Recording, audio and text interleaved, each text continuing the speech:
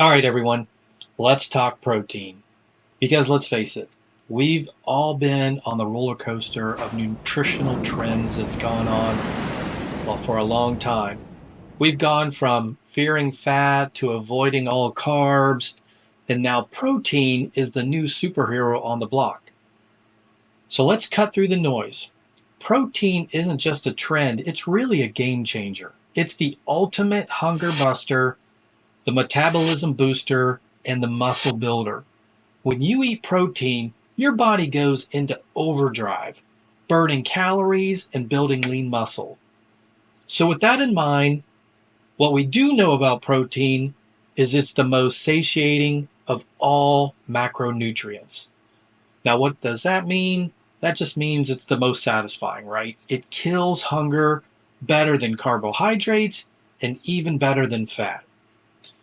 Now, I think of fat as like putting the brakes on hunger, but it's not necessarily satisfying you. Now, protein can put the brakes on hunger, but it also is very satisfying. So you're not only pleasing your brain, but you're stabilizing your blood sugar, which ultimately is going to help you with weight loss. And who doesn't want to lose a few extra pounds? Now, I know what you're thinking. How much do I really need of protein every day? And to be honest with you, it's not a one size fit all answer. But a good rule of thumb is to aim for about a gram of protein per pound of ideal body weight. Now, for adults over 50, experts recommend consuming between 1.2 and 1.6 grams of protein per kilogram of body weight per day. Now, this roughly translates into about 90 to 120 grams of protein daily for a 165-pound person. Now, this is higher than the standard recommended dietary allowance due to the increased need to maintain muscle mass as you age. So, prime example, I'm 55. I take about 100 to 120 grams of protein a day just because I'm older and I need that extra protein. Now, if you have kidney issues, I would definitely consult with a physician or any other major health issues, before you start taking a bunch of protein. Okay, you want to do quality over quantity. It's not just about eating more protein, it's about eating the right kind of protein. So you want to look at Greek yogurt, lean chicken, or lean cuts of meat, fish, eggs, legumes, and tofu. Now, sorry everyone, you can't go around eating hamburgers every day. That kind of protein, ground beef is just not going to be really good for your health. And if you have cholesterol problems, it's even going to be worse. So you can have it every once in a while, especially the red meat, but not all the time. So let's check out the 5 best proteins that you should be adding to your meal programs every day. First up, Greek yogurt. Now, this is a superfood for weight loss. Greek yogurt is a nutritional powerhouse that can supercharge your weight loss journey, and we're going to explain why here. It is protein packed. Greek yogurt is a fantastic source of protein. It helps you feel fuller longer. This means you're going to have fewer cravings and less snacking going on throughout the day. Also, it has healthy fats. It's also a great source of the fats that you need. And this can aid in your weight loss and overall health journey. Another thing, brain boosting. So topping your Greek yogurt off with blueberries is really a smart move because blueberries are packed with antioxidants that can really help improve your brain function and your memory.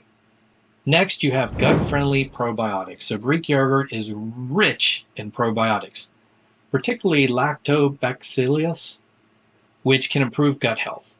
A healthy gut can help you regulate blood sugar levels, making it way easier to maintain that healthy weight that you're looking to do. Okay, next up, number 2, eggs. Eggs, they're a complete protein source. They have all the essential amino acids that you need. They're versatile and can be prepared in a bunch of numerous ways. Scrambled, over easy, you name it, you can make an egg that way. They're very rich in vitamins and minerals, including choline, and that helps you with your brain health. Okay, so number 3, we have chicken breast. It's a lean protein source with very minimal fat. Very easy to cook. and you can incorporate into various meals. So you can have a ton of different meal plans. It's a great option for those seeking a low-calorie, high-protein food. I eat chicken all the time. It's just the most cost-effective protein source for my meals for me. Next up, we have 4, and this is fatty fish. So why it's great. Fatty fish, like salmon, mackerel, and sardines, are packed with omega-3 fatty acids. And these are essential for hormone health and brain function. So how do you incorporate it? Well, you aim to eat fatty fish at least twice a week. So that's it. Twice a week. If you can get that in, that would be great. What's really cool about fatty fish is it's really high in omega-3s, and we need omega-3s for inflammation in the body. Now, there's another surprising benefit of omega-3s, and that's getting rid of belly fat. There was an interesting study that really showed that these two groups of adults with identical diets. Now, the only difference between these two groups was they allowed one group to add in omega-3 as a supplement, and what they found out was that group that added in the omega-3s as a supplement, they lost significantly more belly fat than the group that didn't add omega-3s in. We also know that these omega-3 nutrients or fatty acids are precursors for a lot of sex hormones, specifically our good friends, estrogen and progesterone. You need good omega-3s to be able to make those. It's like an ingredient prerequisite for making the most powerful hormones that women need in their menopausal years. So adding fish back in, especially fatty fish like salmon, is going to be really important. And fish is not only for women. I mean, we just gave you an example of women in the menopausal years really needs it, but it's great for anyone of any age. Omega-3s will benefit you and your health. Now, I get it. What if you don't like salmon? Then, like I said, we had some other things. You can check out the mackerel, anchovies, sardines, or herrings. Any of those will work. All these fish are really high in omega-3s. So just find a fish that you like that has high omega-3s. Okay, number 5, let's look at tofu. And so why is tofu so great? Well, it's a plant-based protein source that's rich in phytoestrogens, which can help balance hormones and reduce menopausal symptoms. Now, how are you going to incorporate this into your food? You can try like tofu stir fries, soups, meat substitute in sandwiches. There's many different ways. You can find many different recipes and different ways to use tofu online. So soy, which is in tofu, is incredibly important for perimenopausal and menopausal women. Remember, when estrogen dips as women go through their perimenopausal years, what happens is women become more insulin resistant. So there's a lot of ways to bring estrogen back up, and one of them is to eat tofu. Now, I find tofu is pretty easy to eat. I also like edamame. It's another thing that you can eat. We need to look at bringing soy back into the health conversation because somehow we completely lost our way, and soy has been villainized as this poor food product that is not going to help you, but it is beneficial not only to your sex hormones, but it can be beneficial for your weight loss too. So really the key here with these 5 different foods is you really need to listen to your body. Everyone's needs are different. So pay attention to how you feel and adjust your protein intake accordingly.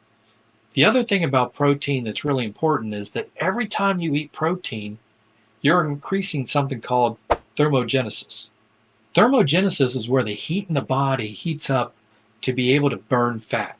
Another thing is when you fast, your body becomes a really good sugar burner, and it also becomes a really good fat burner. So what we know is the best way to burn fat is fasting. Now, to help you figure out your protein intake as it relates to food, let's give you some examples. Like a 7-ounce chicken breast is about 30 grams of protein. 6 eggs are about 30 grams of protein. I know when I make a protein shake, I usually add in 2 scoops of protein powder, and that equates to about 25 grams of protein. So what you want to do is just look at roughly adding 30 grams of protein to each meal. and that's going to get you close to what you need daily. Now, I do take protein powder to get my daily protein intake. Now, you can check out in the description area for the protein I take if you're interested. Not all protein powder is equal or good. For some of these proteins have a ton of fillers and things that you don't really need. Check out the one we recommend. And the other thing is you can just make sure you go for whey isolate and not whey concentrate. The isolate's better for you. Now remember, you want to aim for at least 30 grams of protein per meal. Experiment with different protein sources to find what you enjoy and what will work for you. Combine protein with healthy fats and complex carbohydrates for balanced meals. Hey, I hope you enjoyed this video. Hit subscribe, and please let us know your thoughts in the comments section.